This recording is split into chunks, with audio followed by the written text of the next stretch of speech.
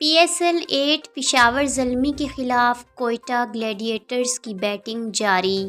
Pakistan super league season 8 के 9वें match में पेशावर ज़ल्मी के खिलाफ कोयटा ग्लैडिएटर्स की बैटिंग जारी है। कोयटा ग्लैडिएटर्स ने 5 ओवर्स में बगैर कोई विकेट गंवाए 26 रन्स बना लिए हैं। इससे कबल पेशावर ज़ल्मी ने टॉस जीतकर पहले बॉलिंग का फैसला किया। पेशावर ज़ल्मी के कप्तान बाबर आजम ने कहा है कि ड्यू फैक्टर की वजह से पहले बॉलिंग का फैसला किया है। पिच थोड़ी मुख्तलिफ है, जिसके मुताबिक टीम कम्बिनेशन तरतीब दिया है।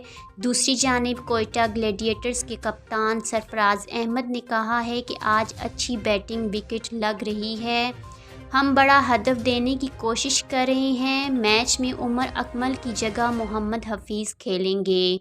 आज के खबरनामे में बस इतना ही। अपना और अपने प्यारों का बहुत सारा ख्याल रखिएगा। मुझे दीजिए इजाज़त। अल्लाह हाफिज़।